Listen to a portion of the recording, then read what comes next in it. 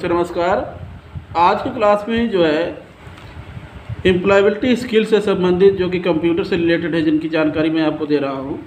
पहला क्वेश्चन दिया हुआ है, एक्सेल में होम की का प्रयोग किस लिए किया जाता है। एक्सेल में होम की का प्रयोग जो है वर्तमान रो के पहले सेल में जाने के लिए किया जाता है। एक्सेल में होम की का प्रयोग वर्तमान रो के पहले सेल में जाने के लिए किया जाता है। एक्सेल में होम की का प्रयोग वर्तमान रो के पहले सेल में जाने के लिए किया जाता है। अगला दिया हुआ है, हब लान लान का महत्वपूर्ण घटक है। हब क्या है? लान का महत्वपूर्ण घटक है। इसे और किस नाम से जाना जाता है? इसे कैरेक्टर के नाम से भी जाना जाता है। हब लान का एक महत्वपूर्ण घटक है, इसे जो है कैरेक्टर के नाम से भी जाना जाता है। अगला दिया हुआ है, कंप्यूटर पर वीडियो गेम किस उपकरण से खेले जाते हैं? तो जॉयस्टिक के माध्यम से खेला जाता है। कंप्यूटर पे वीडियो गेम जो है जॉयस्टिक उपकरण के माध्यम से खेले जाते हैं। अगला जो है दिया हुआ है, EPROM EPROM का पूरा नाम क्या है? फुल फॉर्म भी पूछे जा सकते हैं। तो EPROM क्या है? Erasable programmable read only memory. देखिए EPROM का ई क्या दिया हुआ है? ई से दिया हुआ है इरेजेबल, पी से दिया है प्रोग्रामेबल और आर से दिया हुआ है रीड, ओ से दिया है ओनली, एम से दिया है मेमोरी।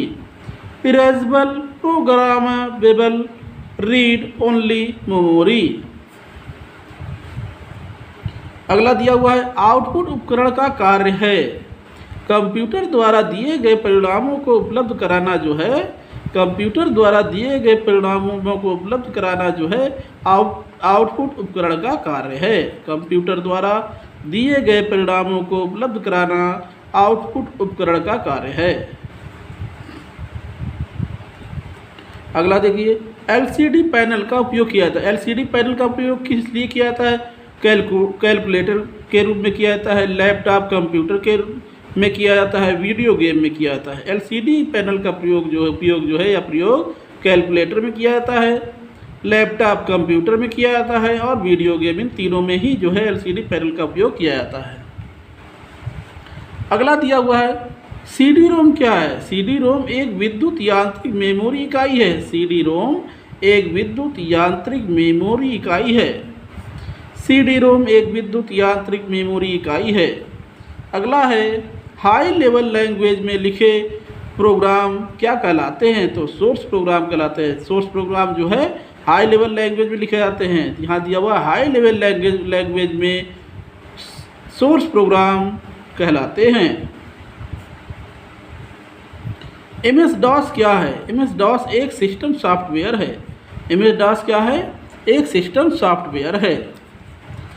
अगला क्वेश्चन दिया हुआ है,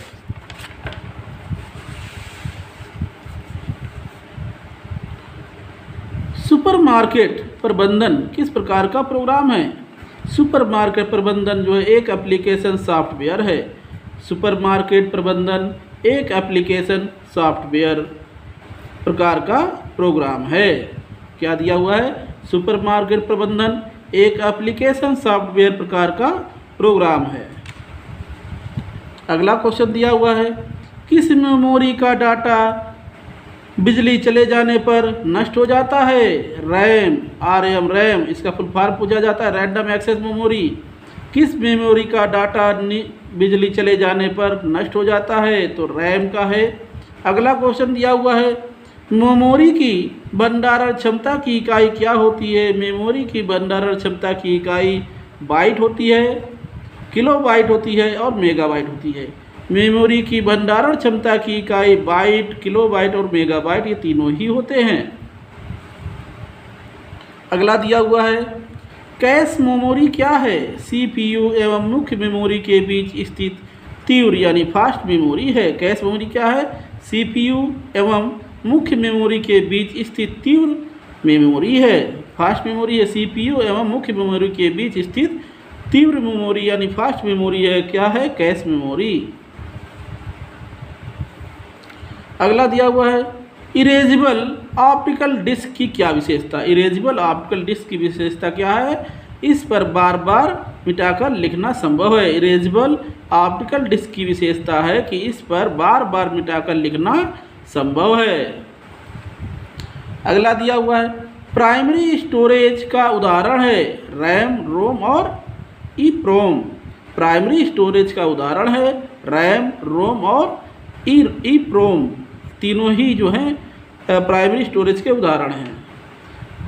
रैम का है रैंडम एक्सेस मेमोरी, और रोम का है इसका random access read only memory, random access memory, read only memory और ईप्रोम, ये तीनों ही जो है प्राइमरी स्टोरेज के उदाहरण हैं।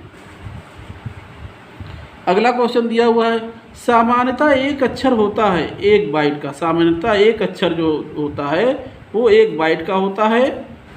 अगला दिया हुआ है, MICR का प्रयोग कहाँ होता है? तो MICR का प्रयोग जो है बैंक में होता है। Capital M, capital I, capital C, capital R, MICR का प्रयोग बैंक में होता है। अगला दिया हुआ है, इम्पैक्ट प्रिंटर में प्रिंटिंग के लिए किसका प्रयोग होता है? इम्पैक्ट प्रिंटर में प्रिंटिंग के लिए जो है स्याही लगे रिबन का प्रयोग होता है। इम्पैक्ट प्रिंटर में प्रिंटिंग के लिए स्याही लगे रिबन का प्रयोग होता है। अगला क्वेश्चन दिया हुआ है, मशीनी भाषा में कठिन होता है। मशीनी भाषा में कठिन होता है, क्या कठिन होता है? गलतियां खोजना, प्रोग्राम लिखना और प्रोग्राम में सुधार करना। मशीनी भाषा में कठिन होता है, गलतियां खोजना, प्रोग्राम लिखना और प्रोग्राम में सुधार करना, ये तीनों ही जो हैं मशीनी भाषा में कठिन होता है। अगला दिया हुआ है, एक कंप्यूटर बना होता है इनपुट उपकरणों से, आउटपुट उपकरणों से और CPU से। इन तीनों से ही बना होता है। एक कंप्यूटर बना होता है इनपुट उपकरणों से, आउटपुट उपकरणों से और CPU से बना होता है। अगला है क्वेश्चन, 1 माइक्रोसेकेंड से तात्पर्य है 10⁻⁻6। 1 माइक्रोसेकेंड बराबर 10⁻⁻6, या ऐसे भी क्वेश्चन हो गया 1 माइक्रोसेकेंड से तात्पर्य क्या है? 10⁻⁻6। अगला क्वेश्चन दिया हुआ है, विंडो की डेस्कटॉप पर विभिन्न अनुप्रयोगों व डॉक्यूमेंट्स को दर्शाया जाता है आइकन द्वारा। विंडो की डेस्कटॉप पर विभिन्न अनुप्रयोगों व डॉक्यूमेंट्स को दर्शाया जाता है आइकन द्वारा दर्शाया जाता है। अगला क्वेश्चन दिया है, कमांड का प्रयोग रिसाइकिल बिन से पुनः फाइल को वापस लेने के लिए किया जाता है। क्या किया जाता है? रीस्टोर किया जाता है। कमांड का प्रयोग रिसाइकिल बिन से पुनः फाइल को वापस लेने के लिए रीस्टोर किया जाता है। अगला क्वेश्चन दिया हुआ, ऑपरेटिंग सिस्टम हार्डवेयर और यूजर के मध्य किसका कार्य करता है? कनेक्टिविटी का कार्य करता है। ऑपरेटिंग सिस्टम हार्डवेयर और यूजर के मध्य जो है, ऑपरेटिंग सिस्टम हार्डवेयर और यूजर के मध्य कनेक्टिविटी का कार्य करता है। अगला क्वेश्चन दिया हुआ है, विंडोज़ प्रयोग हेतु कंप्यूटर में प्रोसेसर होना चाहिए 80,486। विंडोज़ प्रयोग हेतु कंप्यूटर में प्रोसेसर होना चाहिए 80,486। तो बच्चों आज के लिए बस इतना ही। अगली क्लास में एम्प्लॉयबिलिटी के अन्य क्वेश्चन भी हैं जिनकी जानकारी मैं आपको दूंगा। सो थैंक यू, नमस्कार।